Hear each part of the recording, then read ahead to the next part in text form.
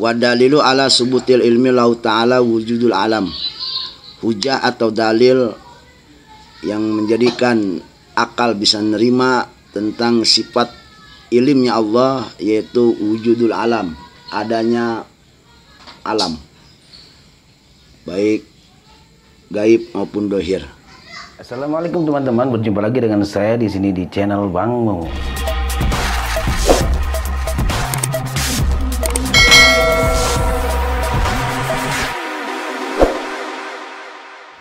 Watarkibuhu, cara menyusun dalilnya, antakula idza lam yakun, maka ucapan oleh kita secara akalnya, jadi direka-reka dengan akal tentang supaya bisa jadi tetap kuat akan iktikad kita, percayanya kita, mengiyakannya kita akan ilmu ada pada Allah Subhanahu wa taala, dan ilmunya Allah qadimah bukan hadisah, yaitu adanya terciptanya alam. Jadi cara bicaranya idza lam yakun ay Allah aliman, kalau Allah umpama tidak alim, berarti kalau tidak alim lakana jahilan, berarti Allah bodoh. Bodoh itu berarti artinya la yarifu syai'an, tidak tahu, tidak mengerti, atau bodoh akan sesuatu. Baik itu mah bodoh nggak taunya sama sekali, atau mungkin taunya hanya setengah, berarti ragu, bukan ilmu namanya. Gitu. Walau kana jahilan, kalau umpama Allah bodoh. Nah, kalau Allah tidak alim berarti Allah bodoh.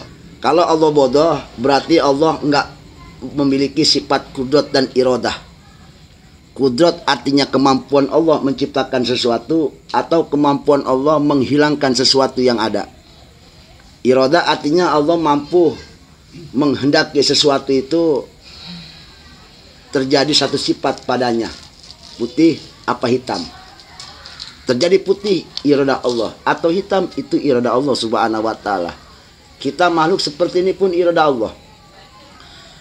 Kalau kita kaitkan Allah umpama bodoh, maka Allah nggak punya iradah tentang penciptaan manusia seperti ini. Kenapa manusia bisa berbentuk seperti ini? Itu karena ada ilmunya Allah, kemahatauan Allah tentang kesempurnaan makhluk, ciptakan makhluk manusia namanya seperti ini. Sebab kalau umpama Allah bodoh, pasti Allah nggak punya iradah. Karena Allah bodoh tentang makhluk, terutama tentang manusia. Contoh kepada kita aja manusia. Kalau Allah bodoh tentang manusia, maka Allah nggak punya iradah akan penciptaan manusia. Berarti terciptanya kita seperti ini, itu memang iradah Allah, dan di situ ada ilmunya Allah, ada kematahuan Allah Subhanahu wa taala. Dengan maha tahunya Allah, Allah beriradah, berkehendak manusia ciptakan seperti ini. Kenapa kita seperti ini? Karena Allah maha tahu manusia seperti ini, diciptakan seperti ini. Gitu. Sebab walawin tapaya anhu, kalau umpama sifat kudrat dan iradah Allah itu tidak ada padanya. Tadi kan kalau Allah bodoh berarti Allah tidak punya sifat kudrat dan iradah. Kesimpulannya, kalau Allah sudah tidak ada sifat iradah dan kudratnya, lam yujad syai'un minal alam, pasti tidak ada satu pun tercipta makhluk pada alam dunia ini, baik dohir maupun gaib. Nggak ada, karena Allah bodoh. Karena Allah bodoh, berarti Allah nggak punya kudrat dan iradah. Kayak kemarin, kayak kita walaupun kita punya kemampuan, tapi karena kita nggak tahu kalau kita itu bisa, pasti nggak bakal terjadi. Kayak kemarin bahasanya begini kan, kita padahal bisa ngelakuin, tapi karena kita nggak tahu kalau kita bisa, terjadi nggak tuh kita ngelakuin. Karena kita nggak tahu kalau kita bisa. Kenapa bisa kita lakuin? Karena kita tahu kita bisa. Gitu. Karena kita tahu, karena kita bisa, sehingga terjadilah sesuatu tersebut, pekerjaan. Kenapa kita nggak kerjain? Karena kita tahu kalau kita nggak bisa. Kan begitu.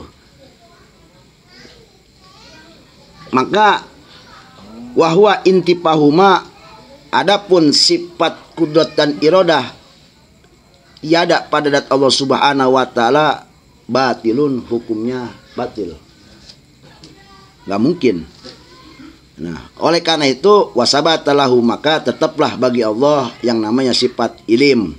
Li'anal murid, karena siapa kita kaitkan kepada manusia. Li'anal murid, siapapun yang punya kehendak, al-qadir, dan dia mampu. la budda ayakuna aliman, maka harus wajib mau nggak mau pada orang tersebut ada yang namanya sifat pengetahuan. Dia punya kehendak dan dia bisa berbuat karena ada ilmunya. Ya contoh kita bikin sesuatu kan kita punya keinginan umpama pengen bikin Layangan dah. Iya bikin layangan. Kita pengen bikin layangan, kehendak bikin layangan dan kita mampu.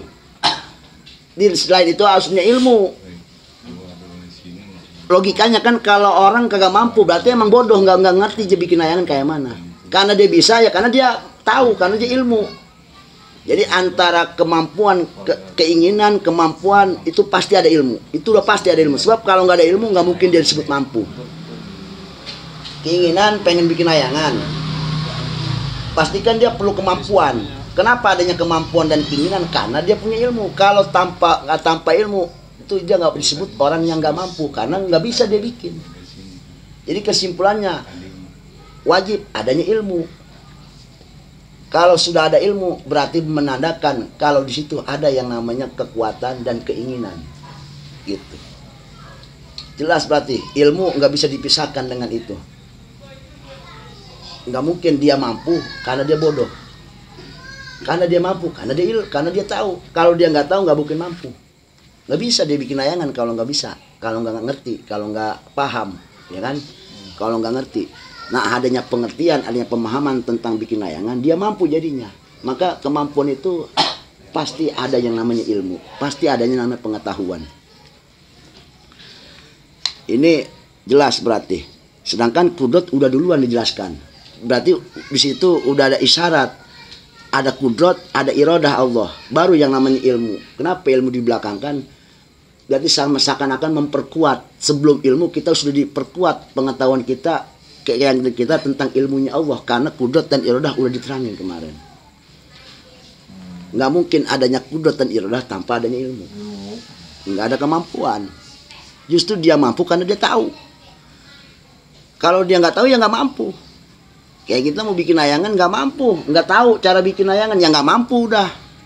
Mana bisa dia bikin? Kenapa dia bisa? Karena dia tahu. Gitu. Cara nyerutnya, cara motong ini, cara bikin apa tali kamanya sebagainya, tarik bengek dah. Yang berkaitan dengan layangan. Allah pun seperti itu.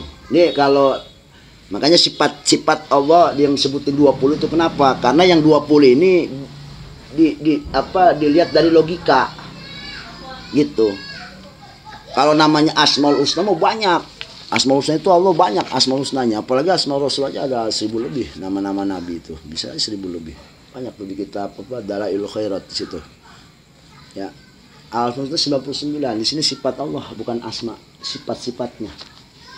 Yang mana ini dalil tauhid itu kan bisa dari nakli, bisa dari akli. Artinya biasanya orang awam pakai akal dulu.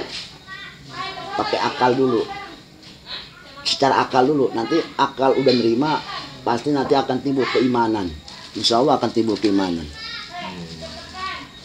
Gitu. Maka wal munasib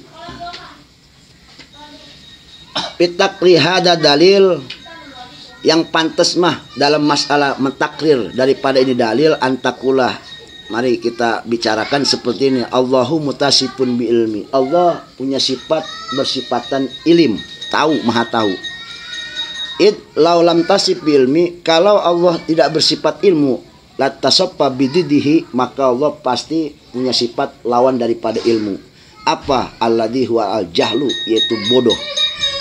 Arti bodoh tidak tahu sesuatu. Tidak tahu sesuatu. Bentuk manusia terjadi seperti ini karena Allah tahu. Gitu. Kalau Allah nggak tahu nggak bakal jadi. Kayak tadi, kalau dia nggak tahu nggak bakal bisa bikin layangan. Maka lakin tasawfa bididihi mu'alun, sedangkan Allah bersifat bodoh itu ya mustahil. Karena lawit tasawfa bididihi, kalau Allah punya sifat bodoh, artinya nggak tahu. Lammat tasawfa bil iradah, pasti Allah nggak bakal punya sifat iradah. Karena mustahil iradah punya kehendak perkara yang nggak tahu. Kan yang namanya iradah itu kemarin Allah mudah untuk menentukan manusia itu seperti apa, jangkung apa pendek. Kalau Allah bodoh tentang masalah jangkung dan pendek, dia nggak tahu jangkung kayak apa, pendek seperti apa. Kira-kira ada nggak iradah pengen bikin nih manusia pengennya jangkung pendek? Justru dia kan bodoh sama yang namanya jangkung pendek, dia nggak tahu. Nggak mungkin tuh ada bahasa jangkung pendek. Dan intinya kalau Allah nggak tahu tentang pendek atau jangkung, berarti Allah bodoh. Berarti Allah bodoh. Dan itu nggak bakal tercipta dan nggak bakal jadi. Karena Allah nggak tahu namanya jangkung mana, pendek mana. Itu. Kenapa ada jangkung ada pendek? Karena Allah tahu jangkung kayak apa, pendek seperti apa sifatnya. Maka lasta'ala iratal majhul, mustahil ada seseorang punya keinginan yang dia nggak tahu. Lu mau kemana? Udah gue mau kemana? Nggak mungkin ada. Kan begitu istilahnya kan. Nggak mungkin yang namanya kita mengharap berkehendak kepada sesuatu yang kita nggak tahu. Nggak mungkin. Kayak begitu modelnya. Allah berkehendak menciptakan jahit dan Allah nggak tahu terus jahit siapa, dan nggak mungkin ada tuh dalam hati kretek pengen nyiptain jahit sebab dia nggak tahu jahit. Dia bagaimana mau punya berkehendak jahit kalau dia nggak tahu jahit? Itu simpulnya kan begitu. Berarti wajib Allah punya sifat ilim. Karena iradah Allah sudah terbukti sama kita. Apa iradah Allah? Yaitu kemarin maknanya.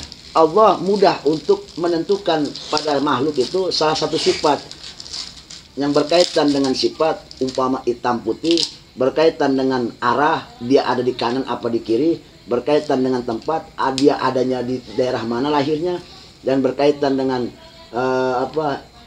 jihad, atas apa bawah, kanan apa kiri, depan apa belakang. Jadi terciptanya kita, contoh orang roktok itu iradah Allah. Ada kan istilah ulama kalau suka ceramah tuh kiai, kita di kita ini nggak mesen, artinya nggak ada kehendak, kita nggak punya keinginan, itu keinginan Allah. Kita jadi orang sini, kulitnya begini, turunan si Ano, kan kita mah ngehayalnya mah pas sudah jadi pengennya, gue mau pengen jadi anak sultan, kan begitu ya. Ngapa jadi orang begini? Iradah Allah subhanahu wa ta'ala. Nah berarti kalau ada orang, intinya begini, berarti kalau ada orang tercipta kemudian dia sadar dengan kesadaran yang salah, artinya dia tidak terima dengan keadaannya, berarti dia menafikan ilmunya Allah pada dirinya. Seakan-akan Allah bodoh tentang gua. Kenapa Allah bodoh? Karena gue pengennya begono, ngapa gue jadi begini? Berarti di bala ada orang tidak menerima tentang terciptanya, atau tentang turunannya, atau tentang dia dari suku mana, atau yang berkaitan tentang pada dirinya. Berarti sama aja dia menghilangkan satu sifat bagi Allah, yaitu ilmu. Seakan-akan Allah bodoh tentang gua. Seakan-akan gua yang tahu keinginan gua. Kenapa Allah bodoh? Ini yang jadi permasalahan. Maka wajib Allah bersifat ilmu. Maka semua juga dengan kemahatauan Allah. Terciptanya kita itu bukan hanya iradah Allah, dan itu kemahatauan Allah. Allah maha tahu tentang apa buat diri kita. Bahkan dari kita sendiri pun Allah lebih tahu. Berarti jelas orang yang nggak menerima apa adanya dihukumi haram. Kita nggak boleh kan berputus asa, dan kita nggak boleh mengeluh dengan keadaan. Memang itu diharamkan oleh agama. Kenapa? Salah satunya berkaitan dengan ilmunya Allah. Berarti kita seakan-akan di situ menafikan, menghilangkan satu sifat wajib bagi yang 20 bagi Allah, yaitu ilmunya Allah subhanahu wa ta'ala. Hukumnya haramun. Jelas berarti. Lam yujad syai'un minal makhluk. Jelas kalau Allah kalau Allah bodoh, tidak tahu tentang kehendaknya apa yang diingini, jelas pasti nggak ada makhluk. Ya kan? Allah nggak tahu manusia, jahlun tentang insan, tentang manusia. Berarti manusia nggak bakal tercipta karena Allah nggak tahu tentang manusia. Ya kan tadi dibilangin, mau kemanapun kita pasti punya kehendak, dan kita tahu kehendak kita mau kemana, keinginan kita mau kemana, iradah. Maka kalau umpama Allah iradatil majhul, Allah memiliki yang namanya keinginan, tapi keinginannya dia nggak tahu. Walau lam yatasib bil iradah, kalau Allah sudah nggak punya sifat iradah, karena Allah nggak tahu apa kehendak yang diingini, tujuannya dia nggak tahu. Berarti jelas lamat tasofa bil kudrat, maka hilanglah satu sifat lagi, yaitu kudratnya Allah subhanahu wa ta'ala. Pantes kita kalau yang namanya nggak nerima apa adanya, habis kita tentang tauhid kita. Keimanan kita hancur semua. Kenapa? Banyak sifat yang kehilang dari sifat 20 wajib bagi Allah. Seakan-akan kita menafikan secara nggak langsung, menghilangkan, menghapus. Dari ilmu merembet irodah, merembet ke kudrat, dua tiga sifat hilang semua. Tuh berarti Allah lama tasabil kudrat, Allah nggak punya sifat kudrat. Nah walau lam tasabil kudrat, kalau Allah nggak punya sifat kudrat, la tasabil aji, maka Allah dinyatakan Tuhan yang lemah, Tuhan yang nggak punya kekuatan menciptakan sesuatu, nggak bisa. Walau tasabil aji, kalau Allah bersifat lemah, lam yujad syai'un makhluk, maka jelas pasti makhluk nggak ada yang tercipta, karena Allah lemah, nggak bisa ciptain manusia, nggak bisa bikin apa-apa. Akibat karena nggak punya keinginan. Kenapa keinginan akibat nggak punya keinginan? Karena kagak tahu. Berarti yang namanya nggak tahu itu bodoh. Iya. Berarti Allah wajib bersifat ilmu, maha tahu. Wahwal batil. Kenapa itu dikatakan batil, batal? Limusyadati wujudi bil iyan. Kenyataannya kan makhluk ada, makhluk tercipta. Berarti adanya makhluk ini Allah punya sifat ilmu. Dalil tanda alamat Allah memiliki sifat ilmu.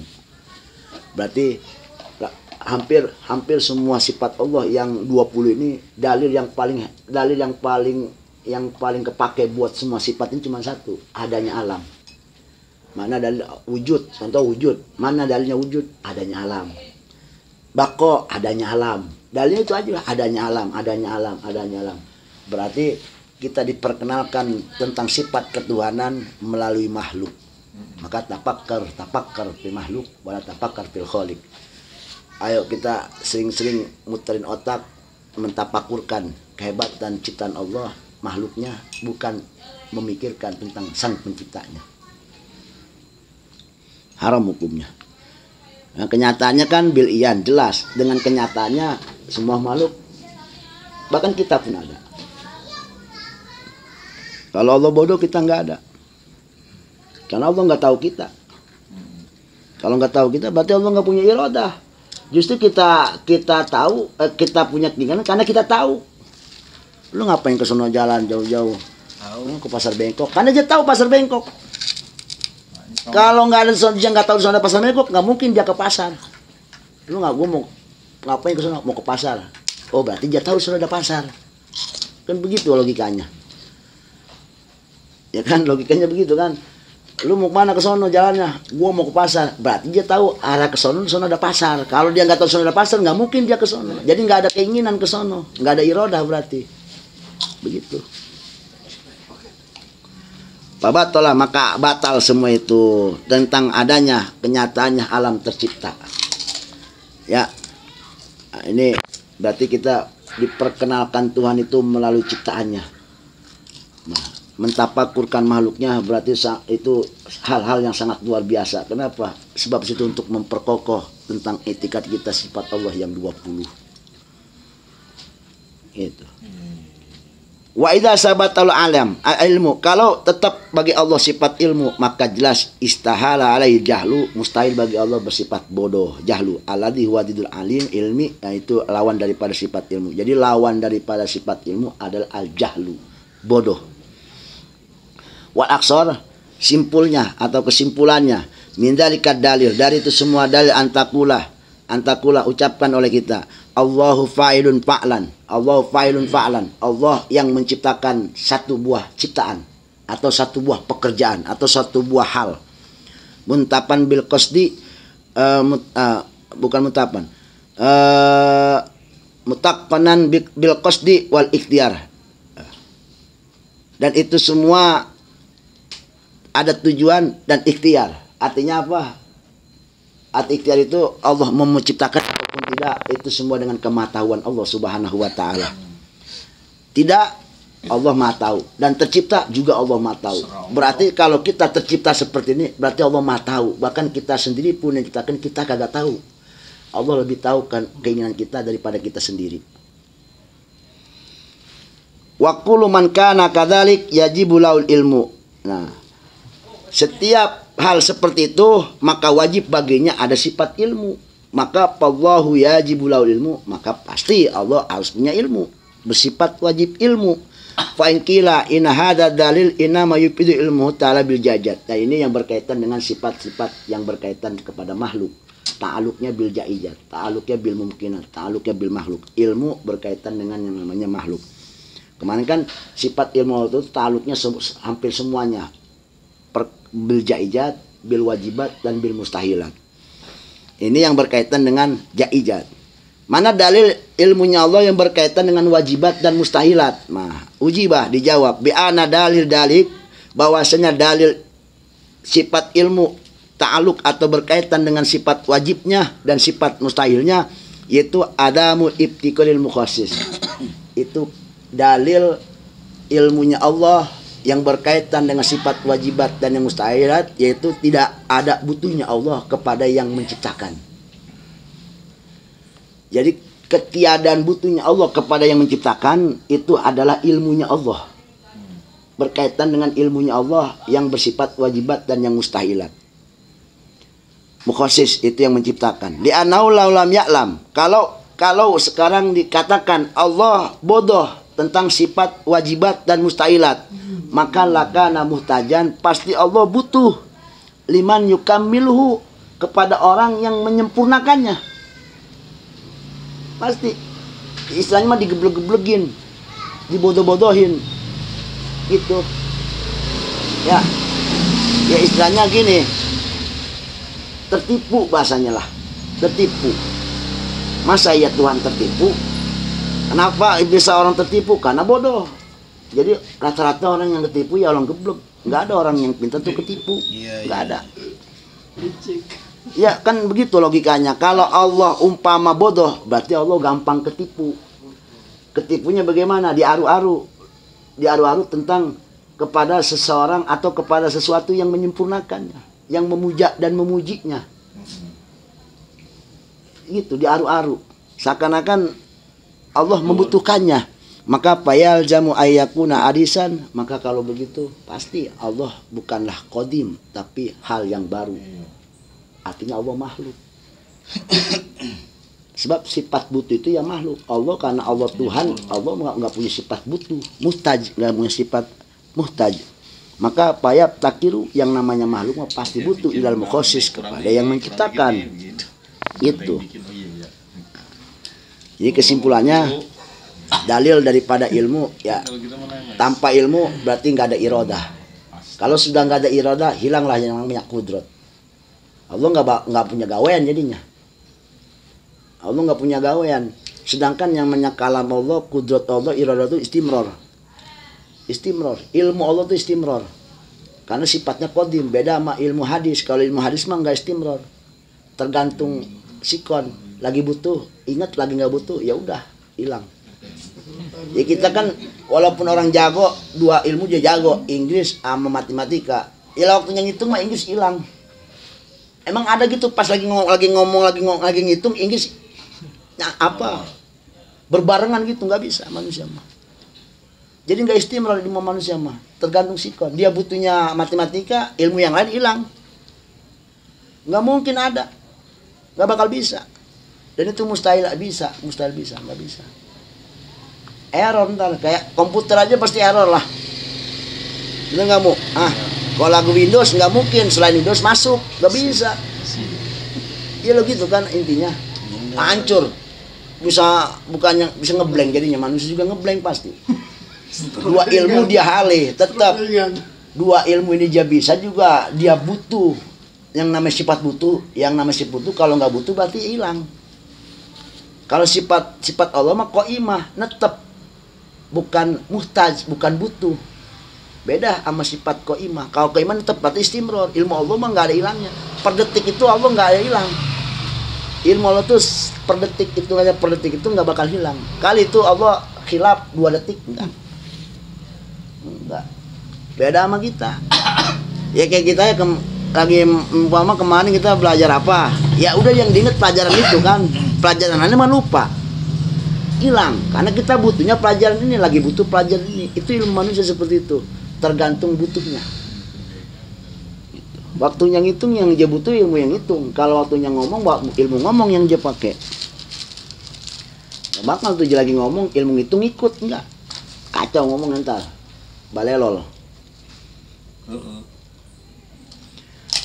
Maka wajib berarti fa'in kila ada dalil. Nah, maka jelas kesimpulannya Allah tidak butuh kepada yang namanya mukhassis. ketidakbutuhan Allah kepada mukhasis karena Allah Maha tahu Allah tidak butuh kepada mukhasis. Sebab kalau Allah bodoh bisa dibodoh-bodohin, bisa dikerjain. Dia udah punya, istilah kayak gini, kita udah punya barang bagus, karena kita nggak tahu tuh barang bagus, dibodoh-bodohin ini lebih lagi. Iya, ini ngejelek ini yang bagusan, padahal ini yang bagusan yang dia punya. Yang namanya orang geblek, dibodoh-bodohin. Lu biar lebih keren nih, biar lebih keren nih pakai yang ini, ayo sama lu, orang keren begitu dibodoh-bodohin. Ya udah jadi jebli ya, padahal secara hakikat ono juga lebih keren pakai yang ono daripada pakai yang ini ya, karena bodoh. Allah begitu nantinya dibodoh-bodohin. Berarti kalau begitu yang nggak jauh dari sifat manusia, maka tadi kan di sini jelasnya lakana hadisan fayal jamu ayakun hadisan. Pasti kalau begitu Allah baru dong, bukan kodim sifatnya. Allah itu berarti Tuhan, sifatnya makhluk sama kayak kita tadi, begitu modelnya dibodoh-bodohin. Ya karena Allah nggak bisa dibodoh-bodohin. Ya manusia mah sepintar-pintar manusia makan kelemahannya ada. Nggak ada apa-apanya dibanding Allah mah. Artinya kalau kita disebut kepada orang yang lebih tinggi dari kita, artinya yang kita anggap dia orang cerdas, terpandai, tetap ilmu mah paling mentok 80. Nggak ada yang full. Nggak ada. Kenapa coba? Karena ilmu manusia mah hakikatnya nggak ada yang hakiki ilmunya. Nggak ada yang hakiki. Ilmunya bangsa don. Hanya sangkaan, prasangka. 1 tambah 1, prasangkanya 2. Hanya prasangka. Kok kenapa jadi disebut prasangka? Karena ilmu kita masih bisa didebat sama orang. Lu ngitung 1 tambah 1, 2. Bisa aja debat. Nggak bisa 2. 1 tambah 1, 6. Bisa aja begitu. Ya kan, bisa aja kan. Ilmu kita, karena ilmu kita banyak yang nakit. Bahasanya banyak yang mengelak. Bisa dielak. Sehebat-hebat ya manusia bikin sesuatu sempurna, pasti mah ada aja dikata ini enggak, kurang jelek nih, kurang bagus, pasti ada. Iya, semua orang menilai apa yang dia bikin sempurna, nggak mungkin, pasti ada satu orang ragu-ragu, bahkan ada satu orang yang sama sekali kagak yakinin. Itu ilmu manusia, wajar. Makanya manusia ilmunya nggak ada sempurna, cuman Allah yang punya ilmu sempurna. Iya, sejago-jagonya kiai, ini katanya Kiai Ali Palak nih umpama, tetap ngajinya waktu lagi ngaji Palak mah ada waktu tidurnya aja. Karena gitu berarti juga nggak tahu apa yang diomongin sama kiainya. Manusia kan penglihatannya, pendengarannya, pemikirannya, kecerdasannya itu kan nggak sempurna. Udah jelas berarti apapun yang didapetin itu nggak sempurna.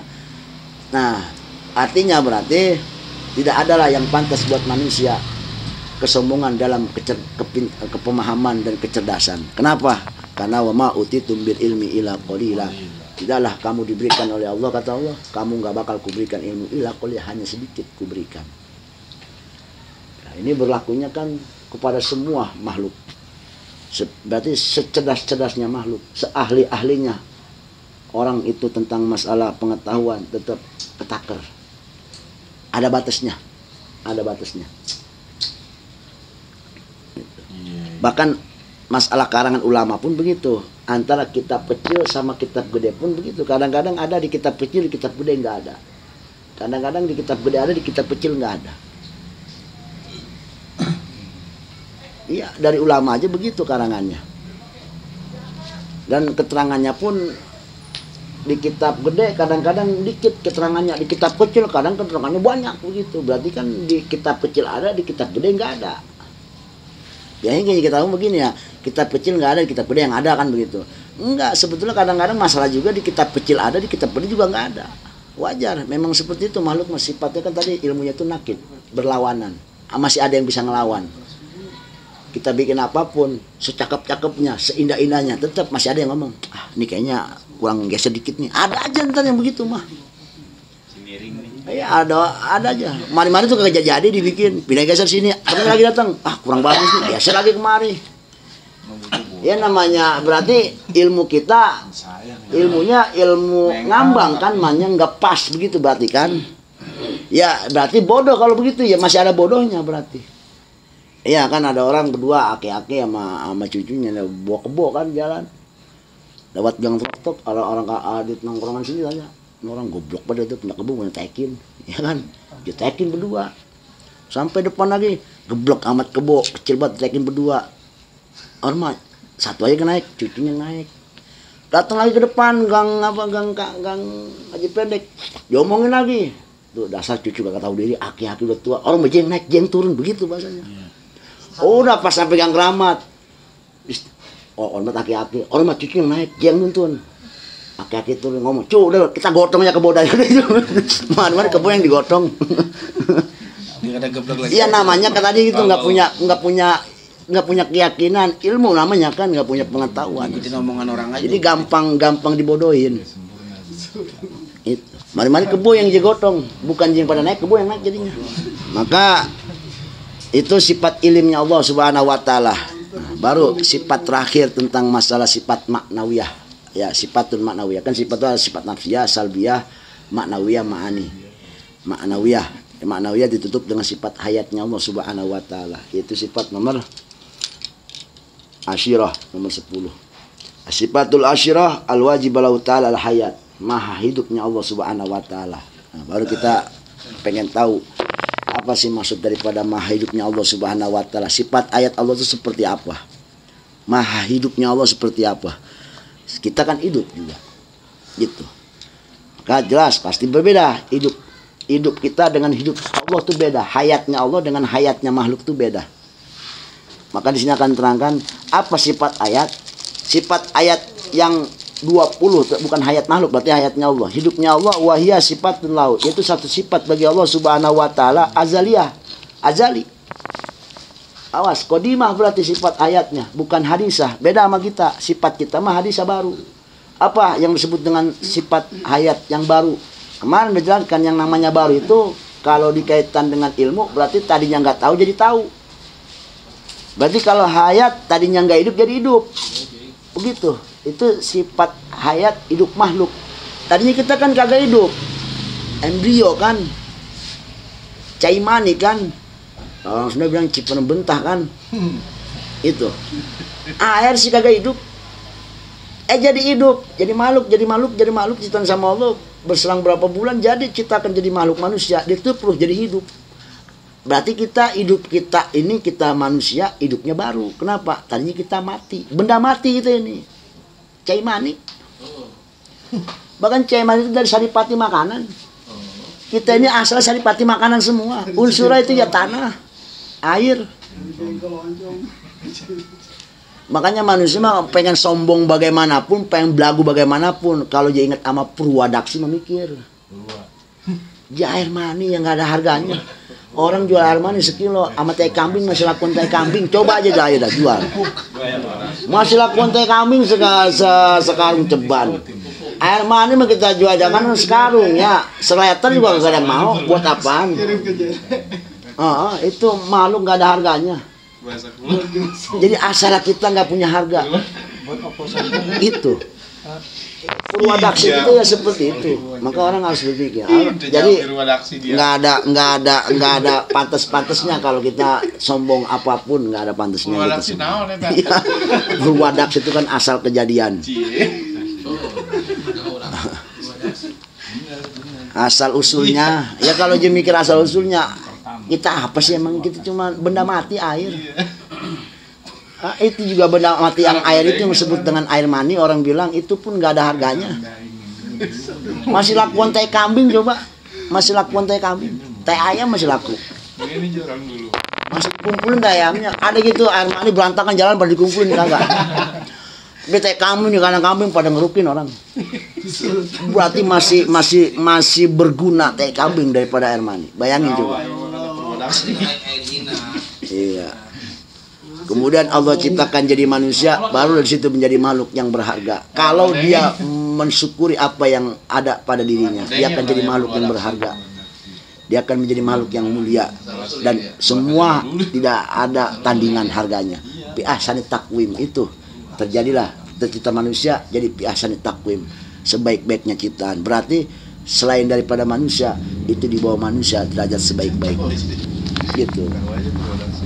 Ya. Purwadaksi namanya. Ya adonan kalau kata Islam mah.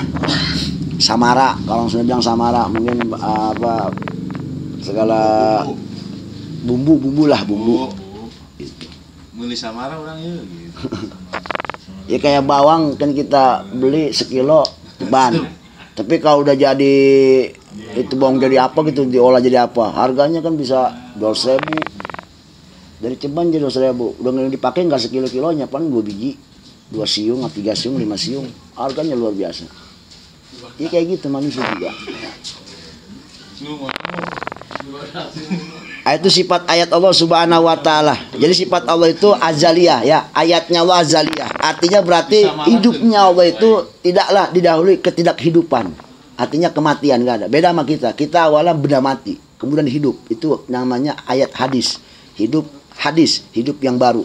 Kalau hidup qadimah azaliyah bagi Allah, itu hidupnya Allah tidak diawali dengan ketidakhidupan. Beda. Maujudah terlihat. Artinya wujud itu wujud, ada. Artinya dikala hijab mata kita dibuka, maka kita akan melihat hidupnya Allah seperti apa. Sifat maujudah itu. Maujudah tusaihu ay tujawiju jawajan aklian, yang menurut akal bisa aja gitu. Liman qomat bagi dat yang punya sifat ayat tersebut al idrok apa? Tahu. Kembali ke ilim. Ya logikanya begini. Kenapa dia tahu? Karena dia hidup. Nggak ada tuh orang mati tahu. Coba aja orang mati suruh ngitung 1 + 1 berapa? Nggak bakal ngomong. Nggak tahu sebab mati. Artinya begini. Ini ada kaitan dengan sifat sebelumnya, itu sifat ilmunya Allah. Sifat ilmunya artinya dat yang hidup itu sah aja. Artinya bisa tahu tentang sesuatu apapun, perkara yang ada ataupun yang tiada.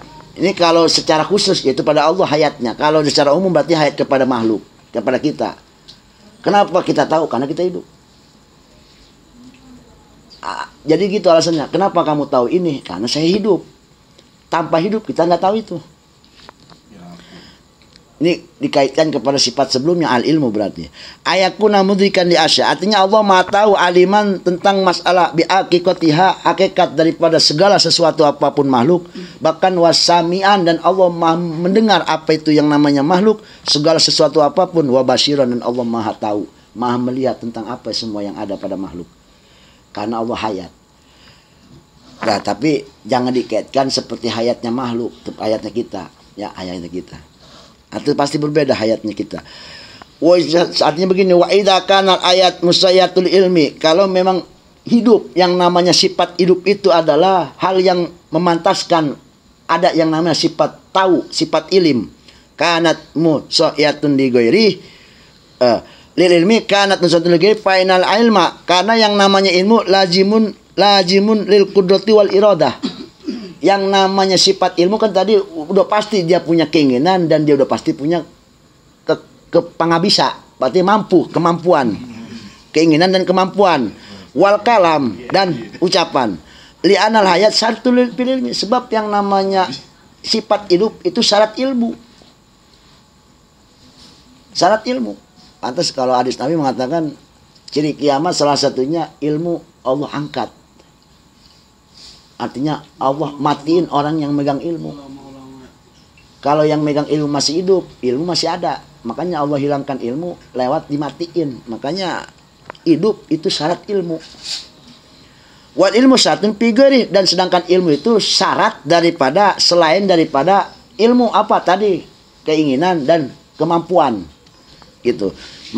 Pamaka nasyatun fil lazim, sedangkan sesuatu apapun yang menjadi syarat tentang lazimnya bahwa satu fil majum, maka syarat juga dalam malzumnya, gitu, dalam kebiasaannya. Lazim dan malzum.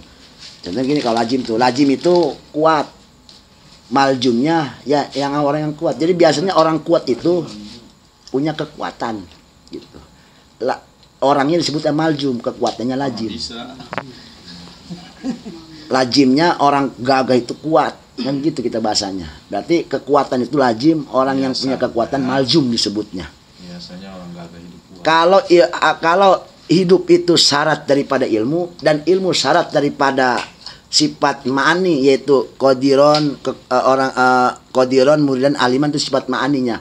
Maljumnya berarti kalau hayat itu syarat daripada ilmu, maka kurang lebihnya ayat pun itu syarat daripada maljumnya. daripada ilmu. Mana? Itu qadiran muridan aliman ayan. Dat yang maha berkehendak, dat yang maha kuasa, dat yang maha ilmu, dat yang maha bicara dan lain sebagainya. Itu hayat. Tapi perlu diingat, ya perlu diingat. Wa ayatul laysat biruh. Allah maha hidup tanpa ruh. Beda sama kita. Ayatnya makhluk. Bal hayatuhu lidati, akan tetapi hidupnya Allah itu ya karena datnya. Ai min ghairi wasito, artinya apa? Makna daripada laisa biruhi bal hayatul lidati, artinya min ghairi wasitatin bisai, hidupnya Allah tanpa wasilah sesuatu apapun. Syai'in jaid yang menjadi bekal buat kehidupannya. Alaiha karuh, seperti ruh. Kita hidup butuh ruh. Tapi perlu kita ingat, hidup dan ruh itu nggak ada kaitan. Kita hidup butuh ruh, tapi antara ruh dan kehidupan itu makhluk yang netral. Arti hidup-hidup ya ruh-ruh. Sebab dua-duanya makhluk. Hidup yang namanya kehidupan, hidup itu ruh. Itu ciptaan Allah. Dan ruh itu juga ciptaan Allah. Hanya hidup perlu ruh, begitu. Sabab ada ruh. Dan ingat, hidupnya Allah itu nggak perlu, nggak perlu wasilah. Nggak ada wasilah, nggak perlu ruh. Aylayatru alal maut. Artinya apa? Palidalik, karena hidupnya Allah, hayatnya Allah itu tanpa pelantaran. Palidali layatarihi aylayatru alaihil maut. Jadi nggak ada tuh Allah ketemu yang namanya kematian. Nggak ada. Jadi hayatnya Allah itu istimror, estafet terus. Bahkan sampai makhluk pun udah mati semua, Allah hidup tetap. Gitu. Karena hidupnya Allah tanpa wasilah. Beda sama kita. Kenapa hidup masuk ada batasnya? Karena kita hidup pakai wasilah. Pakai baterai, baterainya ruh. Baterainya ngedrop, udah matinya mati udah ngedrop jadinya kita.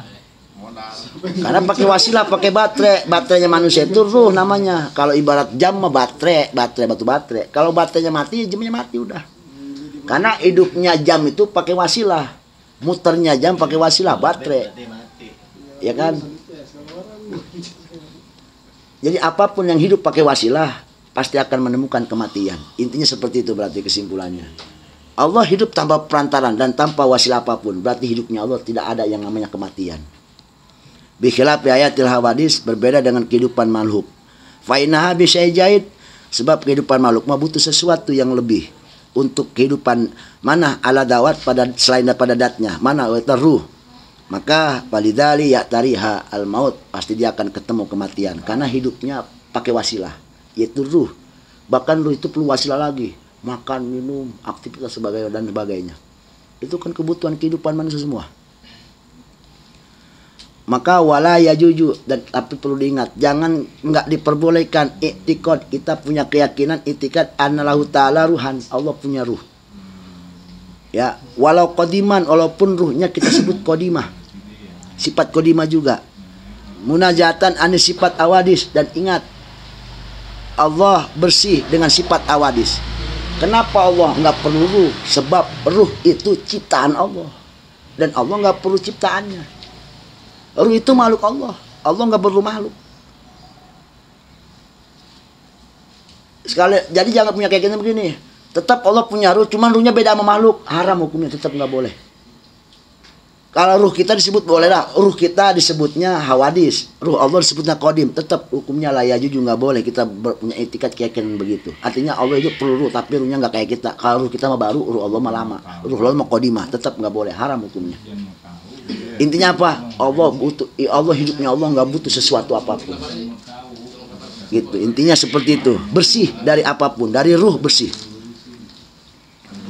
Gitu. Wa talapa fil ayat war ruh, dan ini ikhtilaf para ulama antara yang namanya hidup dan ruh. Hidup dan ruh, ruh dan hidup. Kita suka mengaitkan hidup dan ruh. Suka digendengkan. Kenapa? Sebab nggak ada ruh orang mati. Jadi artinya kita suka mengaitkan yang namanya hidup sama ruh.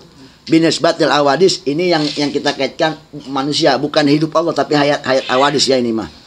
Paru jismun, dan kalau kita perlu tahu yang namanya ruh itu jisim. Latifun yang lembut, mustabakun bil badan, yang itu nyampur sama badan, nyampur sama anggota badan kita. Saking nyampurnya kita nggak tahu letak ruh kita di mana, dengkul apa di kaki apa di jempol apa di kuku apa di rambut apa di mana, semeraut nyampurnya. Jadi saking semerautnya kita nggak bisa membuktikan ruh kita ada di mana. Ibarat kalau jim kita tahu baterainya ada di belakang. Kalau ruh kita nggak bisa nebak di mana ruh kita. Ada belakang apa di depan apa di perut apa di mana, kita nggak bisa nebak karena mustabak, bercampur semeraut nyampurnya. Gitu. Wal hayat, dan yang namanya hidup kan tadi ruh. Adapun hidup aradun itu sifat. Jadi hidup itu sifat. Kalau ruh itu makhluk Allah bersifat jisim, berarti bentuk. Jadi ruh itu mah berbentuk, jisim sebutnya. Beda sama sifat. Istilahnya kalau dat sama sifat kan, kalau dat sama bentuk kelihatan, kalau sifat mah enggak. Begitu kan bahasanya. Artinya berarti ruh di sini berarti istilah ulama antara ruh dan ayat ini dua makhluk yang netral. Hayat sebuah sifat, kalau ruh sebuah dat, jisim. Jismun tuh, jismun latif, cuman lembut bentuknya. Yang mana hayat ini satu sifat yang yakhluqullahu ta'ala indar ruh, yang Allah ciptakan dikala ada ruh. Adanya ruh, maka Allah ciptakan yang namanya sifat hidup. Jadi manusia intinya kalau pengen hidup berarti dia harus berpegang teguh kepada ruhnya. Gitu bahasanya. Berarti kalau dia ruhnya udah nggak ada, berarti dia nggak bakal bisa hidup. Labir ruh, gitu. Indah ruh, yaitu adanya ruh. Labir ruh bukan sebab ruh. Artinya apa? Jadi hidup nih kita hidup itu bukan sebab ruh, tapi adanya ruh. Kan tadi dibilang ini pahuma mughayyirani, sifat yang namanya hidup dan ruh itu si makhluk masing-masing.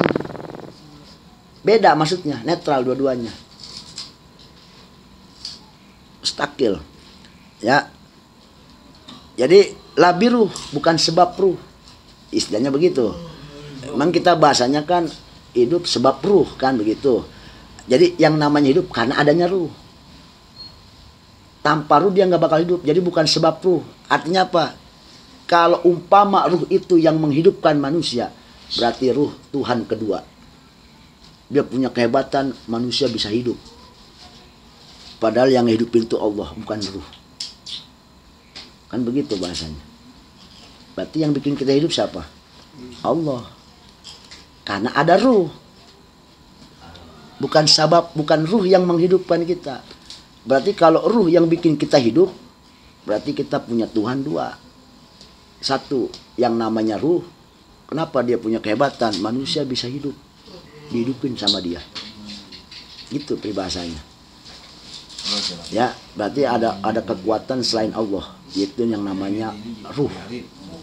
Bahaya enggak? Bahaya kan? Berarti ruh itu hidupnya kita karena adanya ruh, bukan ruh yang menghidupkan kita, bukan sebab ruh yang menjadikan kita hidup.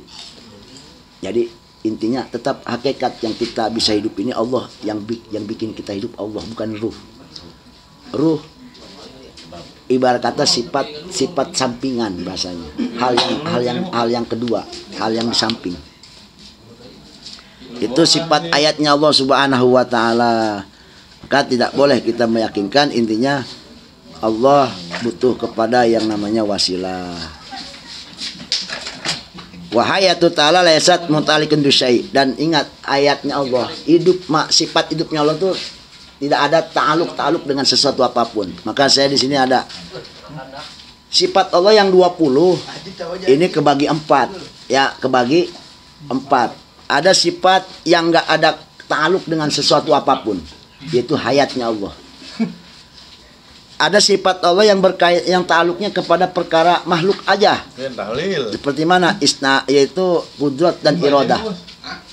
Ada sifat Allah yang berkaitan kepada semuanya, yaitu sifat sama dan basornya. Ada yang bersifat hanya kepada hukum akli aja, akal, itu aklin, yaitu ilmu dan kalamnya Allah Subhanahu wa taala. Jadi kesimpulannya baru sampai sini dulu ya. Sifat ayatnya Allah tidak butuh kepada ruh, dan kita nggak boleh punya keyakinan mungkin Allah hidup juga pakai ruh, cuman ruhnya qadimah sifatnya, tetap itu hukumnya haram, nggak boleh. Kita cukup mengatakan dan meyakinkan Allah hidup tanpa apapun, walaupun ruh sekalipun, atau kita sekalipun mensifati ruhnya Allah qadimah, tetap nggak bisa, dan itu nggak boleh. Wallahu a'lam bishawab. Alhamdulillahirabbil alamin. Wallahu alam, guru dipaksa berhenti. Biar kagak gulaan. Mulanya dari jam 10, selesai ini jam 11. Bisa. Baik.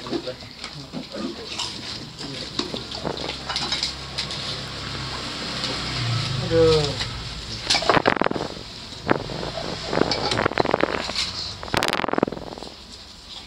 Ini acara apa sih bos ini? Nggak jelas apa? Acara apaan dia jelas? Anniversary. Kata-katain. Orang tahun perkawinan. Kata-katain. Dah. Ayam koneng. Nggak usah banyak nanya udah. Ente. Ya yang tua dulu. Sendok kah? Oh gitu. Keluar aksi itu mah. Jadi Ngambel. Lagi dikuningin. Ayo bagi